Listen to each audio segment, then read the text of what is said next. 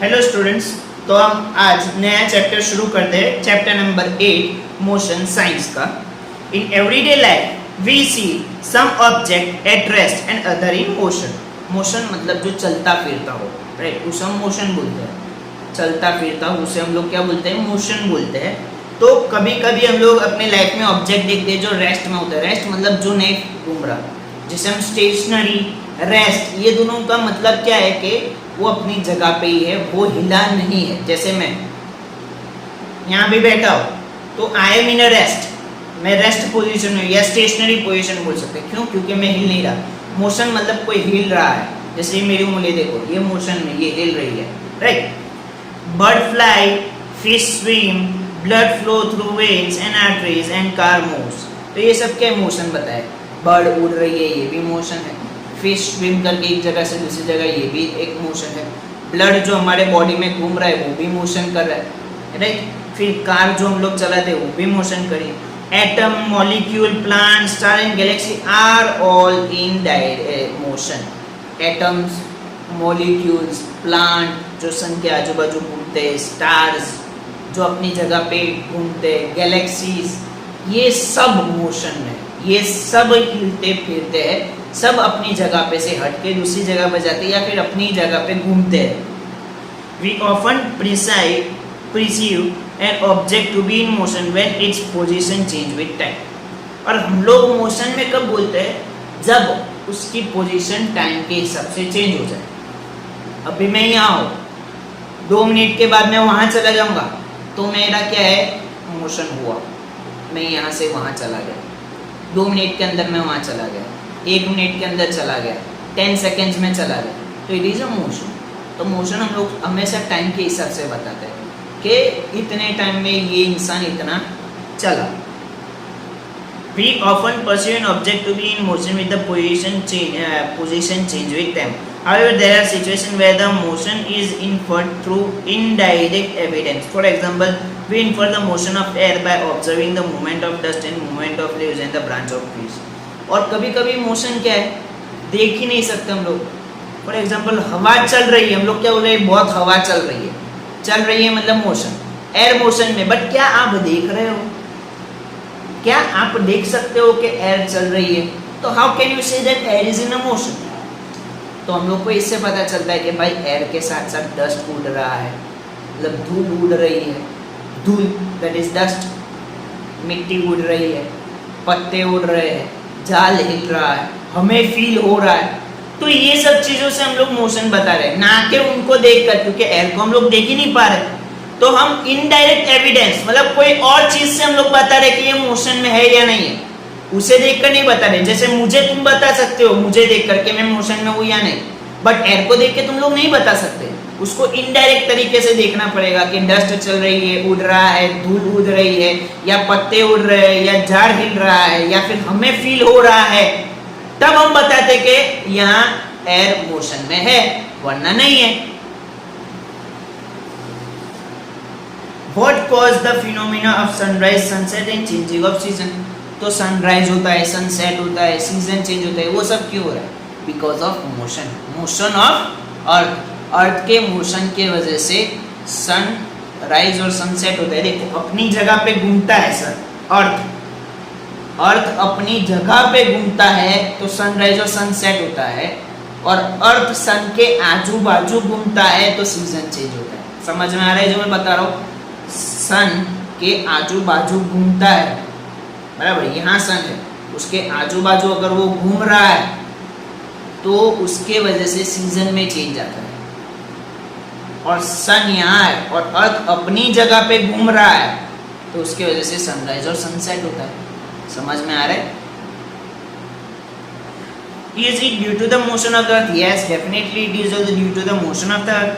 If it's true, why does we directly pursue the motion of the earth? An object may appear to be moving for one person and stationary for another. और ये भी बहुत अच्छी बात है, बराबर। ये बहुत मतलब सोचने जैसी बात है कि एक इंसान के लिए मोशन है पर दूसरे के लिए मोशन नहीं है।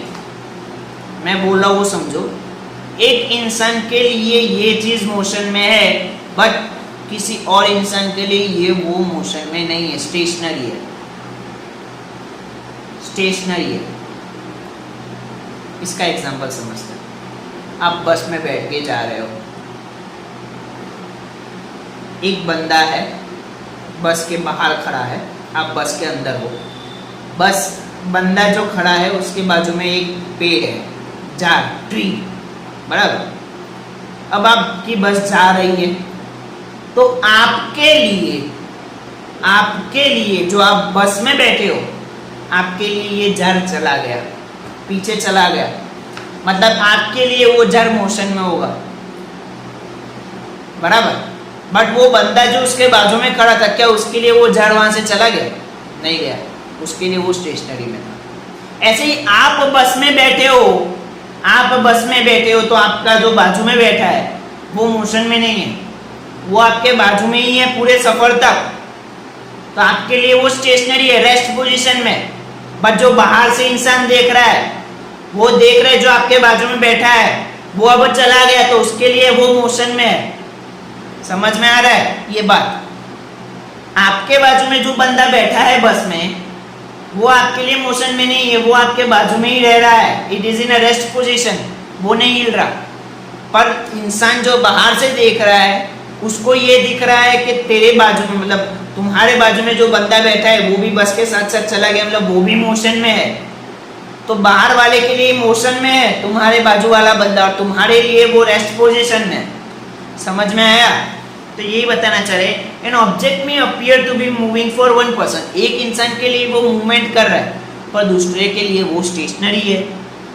For a passenger in a moving bus the road side tree appear to be moving backward, जब तुम लोग बस से जा रहे हो तो तुम्हारे लिए झाड़ पीछे जा रहे हैं, बराबर।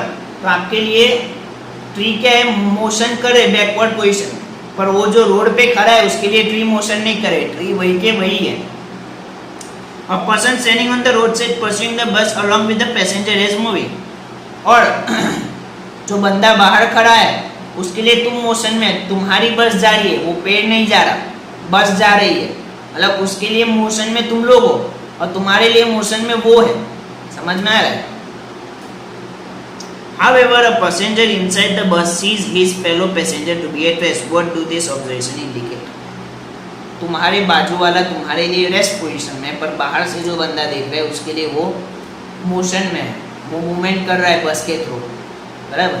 तो ये सब चीज़ें क्या बताना चाह रही है, क्या बताती है?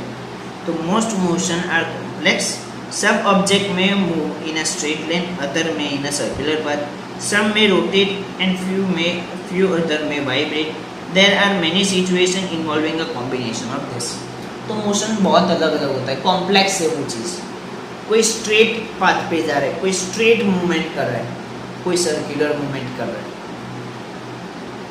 कोई रोटेट कर रहा है, अपनी जगह पे घूम रहा है, कोई सिर्फ वाइब्रेट कर रहा है, और कोई दोनों एक साथ कर रहा है, मतलब कि स्ट्रेट पोजीशन में जा रहा है, वाइब्रेट भी हो रहा है, या फिर स्ट्रेट पोजीशन में जा रहा है और रोटेट भी कर रहा है, या फिर सर्कुलर पार्ट में जा रहा है, रोटेट भी कर रहा है। जैसे अर्थ क्या करता है? अपनी जगह पे रोटेट भी कर रहा है, सन के आजू बाजू घूम भी रहा है सर्कुलर पाथ में, मतलब वो सर्कुलर पाथ में घूम भी रहा है और रोटेट भी कर रहा है, मतलब एक साथ दो चीजें कर रहा है, दो टाइप के मोशन कर रहा है। तो ये भी अलग अलग टाइप के मोशंस है हमारे।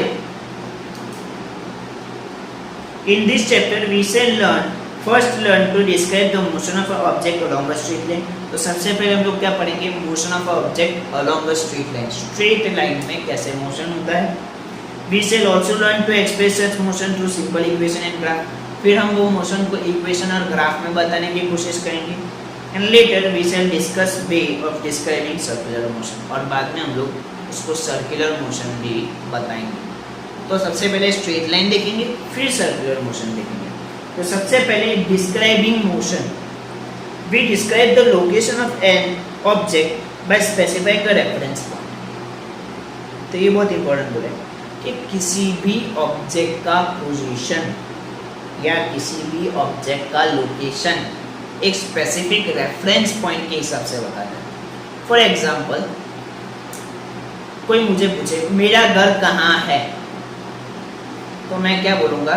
बैंक ऑफ बड़ौदा के पीछे जो जीनत बंगलो है वहाँ है। तो मैंने रेफरेंस किसका दिया? Bank of Baroda. बराबर, उसके हिसाब से मैंने अपना लोकेशन बताया। समझ में आ रहा है? ऐसे ही मोशन के लिए भी एक रेफरेंस पॉइंट होता है, लोकेशन के लिए भी एक रेफरेंस पॉइंट होता है। फॉर एग्जाम्पल मैं यहां बैठा हूं, यहां से वहां चला गया मैं, तो तुम्हें कैसे पता चला मोशन हुआ? कैसे पता चला? क्योंकि एक रेफरेंस पॉइंट होता है कि अजीम भाई जब यहां बैठे थे तब वो कुर्सी पे बैठे थे, अब अजीम भाई वहां जा रहे हैं, वो सोफे पे बैठ रहे हैं, फर्नीचर पे बैठ रहे हैं, तो रेफरेंस पॉइंट इज चेयर।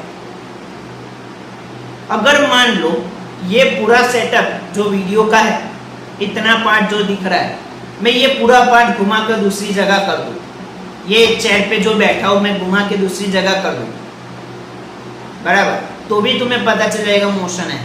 क्यों? क्योंकि वीडियो में ये पार्ट जो दिख रहा है बोर्ड का, वो दूसरी जगह नहीं आएगा, तो वो रेफरेंस पॉइंट हुआ।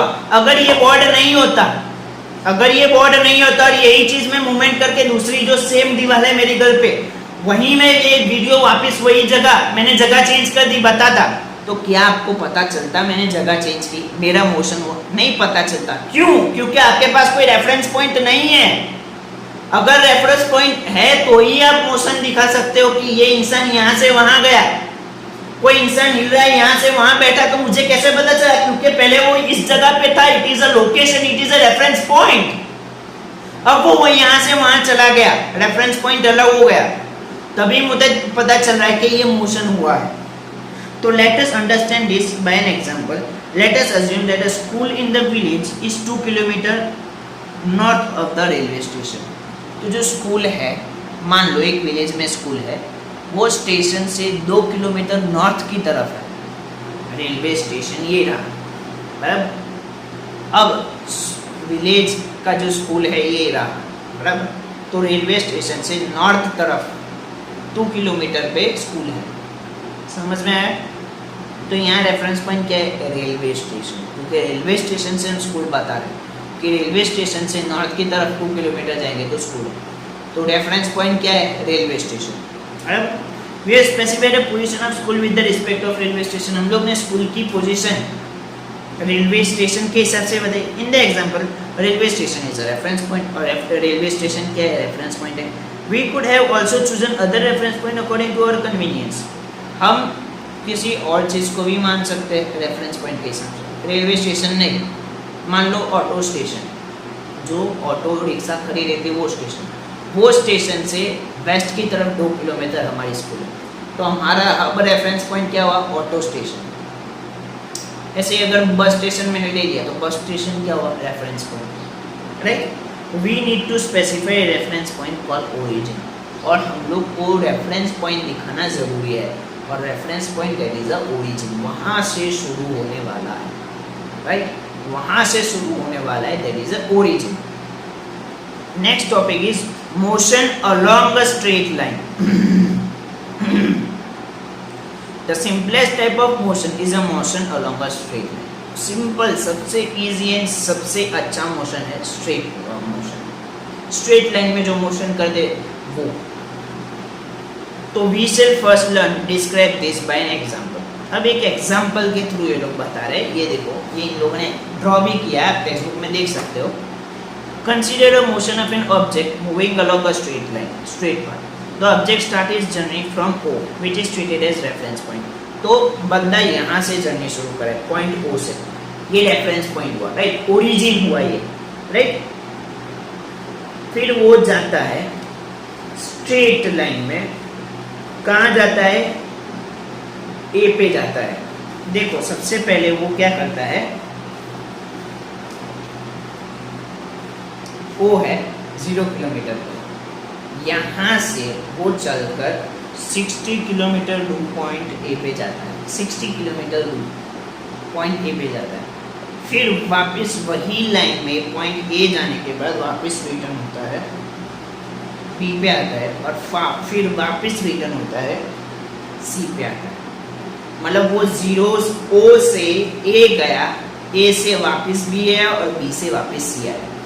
समझ में आ रहा है जो मोशन कर रहे वो, राइट? तो वही चीज बताई हुई है। Then it moves back along the same path and reach C through P. अब टोटल डिस्टेंस उसने कितना कवर किया, टोटल डिस्टेंस उसने कितना कवर किया,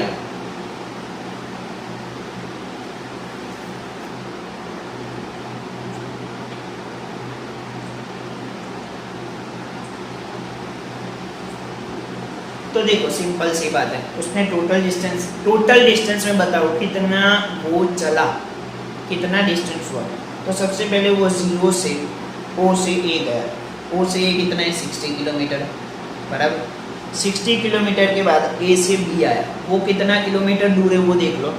तो ये 5 किलोमीटर, ये 10, ये 15, ये 20 और ये 25।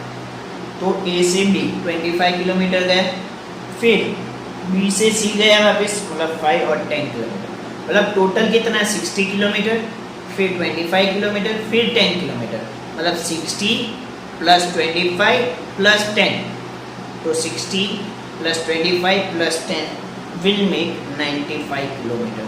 तो उसने कितना डिस्टेंस ट्रैवल किया, तो 95 किलोमीटर डिस्टेंस ट्रैवल किया। रिपीट, कितना डिस्टेंस के लिए कवर किया उसने, 95 किलोमीटर डिस्टेंस कवर किया। कैसे, वो 0 से 60 गया, फिर 60 से वापस बैक आया B पर, और B से वापस बैक आया C पर।